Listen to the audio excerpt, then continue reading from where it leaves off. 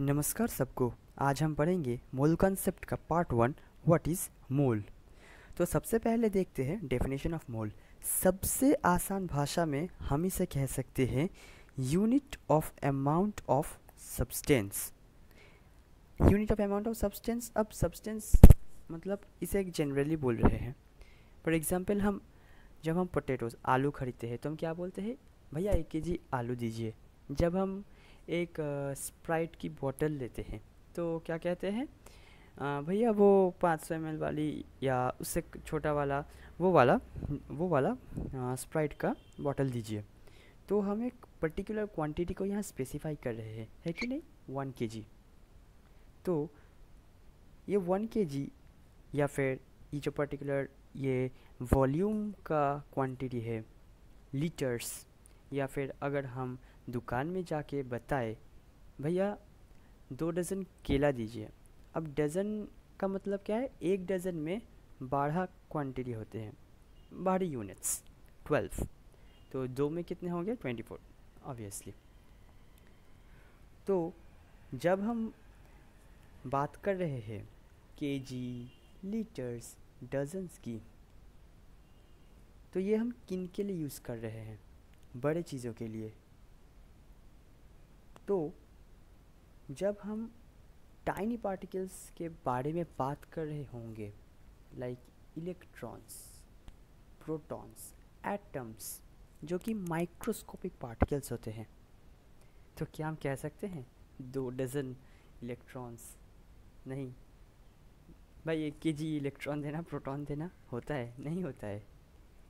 वो tiny particles होता है, उनको मेजर करने के लिए केजी या डज़न इनफ नहीं होता है। पर केमिस्ट्री के पास इसका जवाब है। उन टाइनी पार्टिकल्स को मेजर करने के लिए ही हम मोल का इस्तेमाल करते हैं। तो मोल, 1 मोल कितना होता है? हम मोल को n से डिनोट करते हैं, okay. 1 mole will be is equal to 6.023 into 10 to the power 23 units. अब 1 मोल ऑफ इलेक्ट्रॉन्स कितना होगा, 6.023 into 10 to the power 23 electrons. 1 mole of any tiny particles कितना होगा, 1 मोल एटम्स कितना होगा, यही 6.023 into 10 to the power 23 atoms, electron, proton, ions, any tiny particles, any microscopic particles, है ना। तो अगर हम बात करें मास के टर्म्स में, for example 1 mole of water में कितना मास होता है,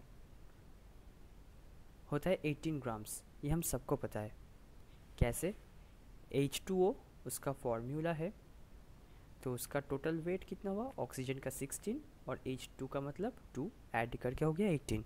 तो उसमें कितने एटम्स होंगे, 6.023 into 10 to the power 23 atoms, है ना। सो 1 लीटर ऑफ वाटर, हाँ। तो अब जब सवाल सॉल्व करने का वक्त आ गया तो फिर शायद हमें कुछ फार्मूलाज जान के रखने की ज़रूरत है और उसके पीछे का कंसेप्ट। तो फॉर एग्ज़ाम्पल बहुत ही कॉमन सेंस से अगर आप ये बता पाए, ये जो मैं पूछने वाला हूँ, तो आई एम श्योर कि आप मोल्स के निकालने के सवाल को भी बहुत इजीली कर पाओगे। सो 1 डज़न, और डज़न को मैं डी लिख रहा हूँ इफ़ यू डोंट माइंड। इसमें अगर 12 यूनिट्स होते हैं तो फिर 24 यूनिट्स के कितने डज़न होंगे। वेरी सिंपल, है ना। सोच के देखिए आप इसको कैसे निकाल रहे हो, यूनिटरी मेथड से। 12 यूनिट्स 1 डज़न होता है, तो 24 कितना होगा, ऑब्वियसली 24/12, है ना, 2। तो 36 कितना होगा 3 मोल्स। अगर 48 यूनिट्स रहा तो कितना होगा 4 मोल्स, है ना।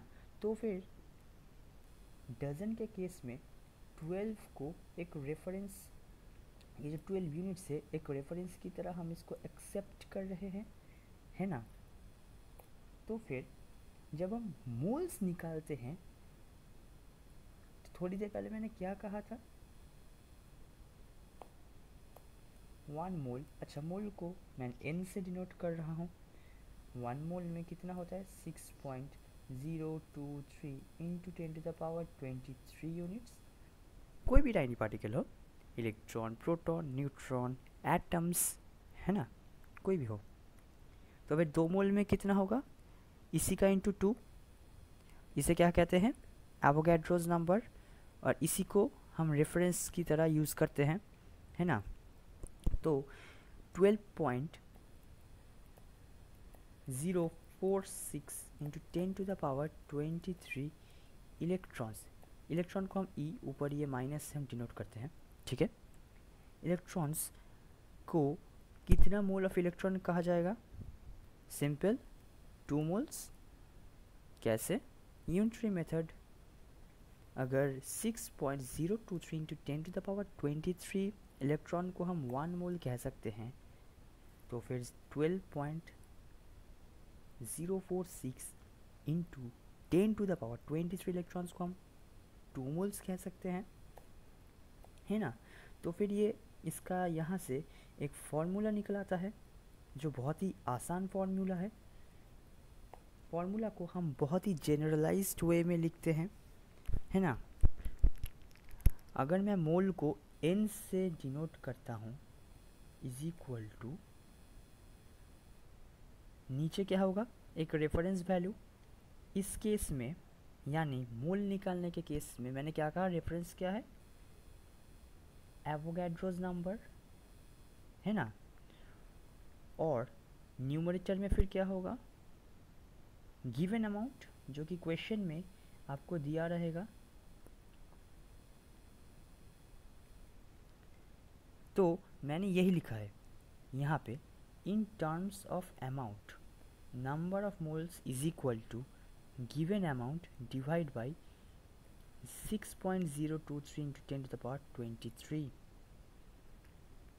अगर 2 मोल ऑफ इलेक्ट्रॉन, अच्छा यानी मैंने जो अभी थोड़ी देर पहले क्वेश्चन किया 12.046 इंटू 10⁻23 इलेक्ट्रॉन्स है, तो कितने मोल्स होंगे, तो हमने क्या किया इससे डिवाइड कर दिया और हमारे आंसर कितने आ गए 2 मोल्स, है ना फॉर्मूला। तो ये बहुत ही आसान है।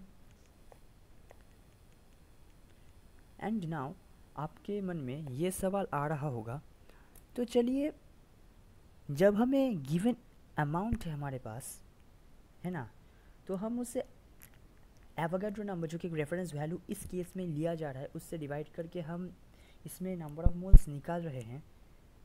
तो ऐसा भी तो हो सकता है कि सवाल में वॉल्यूम के टर्म्स में हो, मास के टर्म्स में हो, है ना। तो चलिए अब हम मास के बारे में बात करते हैं। 1 मोल ऑफ वाटर चलो ले लेते हैं, ठीक है। अब वाटर का फॉर्मूला क्या होता है H2O, हम सब ने पढ़ा है। O का मास कितना होता है 16 और हाइड्रोजन का 1, तो यहाँ H2 है तो 2 इंटू 1 इज इक्वल टू कितना हो गया 18, है ना 18 यूनिट्स। तो अब अच्छा ग्राम्स, तो अगर हमारे पास सवाल ऐसा आया कि 36 ग्राम हो तो कितने मोल ऑफ वाटर हैं, in that case also very simple, 18 होगा रेफरेंस और 36 है गिवन, कैलकुलेट करके निकल आ गया 2, वेरी सिंपल, है ना। Not only for water, for example अगर आप लेंगे सोडियम, Na, सोडियम का लैटिन नेम होता है नेट्रियम, और उससे हम डिनोट करते हैं N कैपिटल और स्मॉल a से, और इसका मास क्या होता है 23, है ना। तो अगर आपके पास अगर क्वेश्चन में दिया है 46 gram of Na is given, तो इसके मोल्स कितने होंगे। डेफिनेटली आप सेम टू सेम वही करोगे,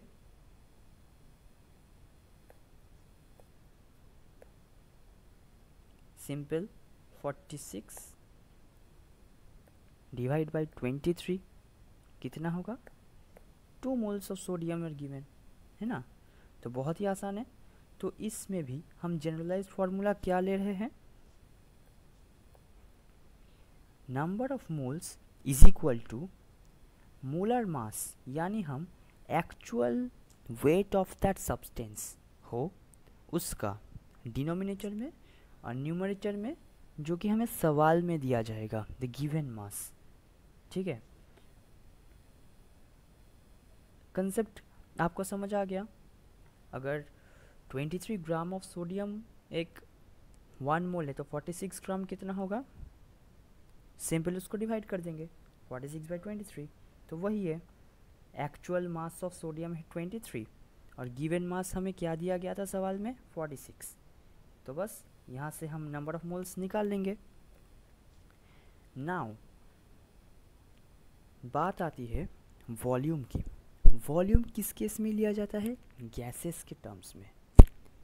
जब गैसेस के सवाल आते हैं तब वॉल्यूम का इस्तेमाल होता है। ठीक है,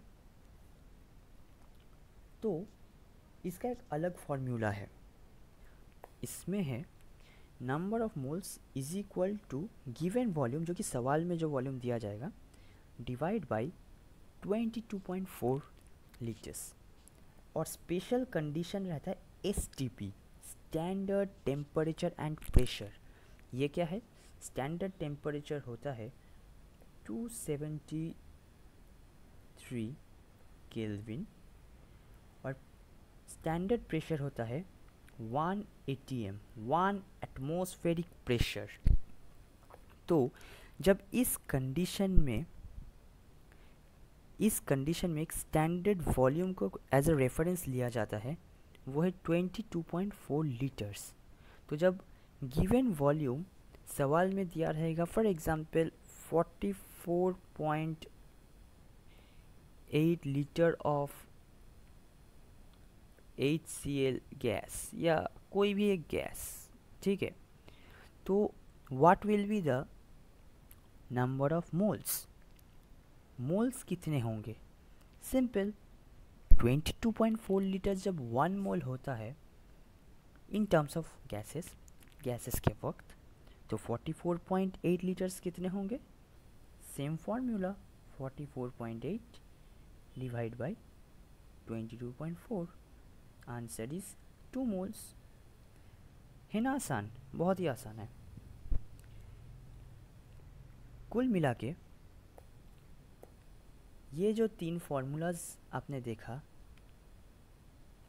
हर एक के केस में एक चीज़ देखिए, डिनोमिनेटर में एक रेफरेंस और न्यूमरेटर में जो गिवन आपको दिया रहेगा क्वेश्चन में, सिंपली इसको डिवाइड करो और नंबर ऑफ मोल्स निकाल दो। बहुत ही आसान है, इससे आसान तो कुछ हो ही नहीं सकता। तो आज के लिए बस इतना ही। Thank you. लाइक शेयर और सब्सक्राइब करना मत भूलिएगा। लौटते हैं हम अगले वीडियो में।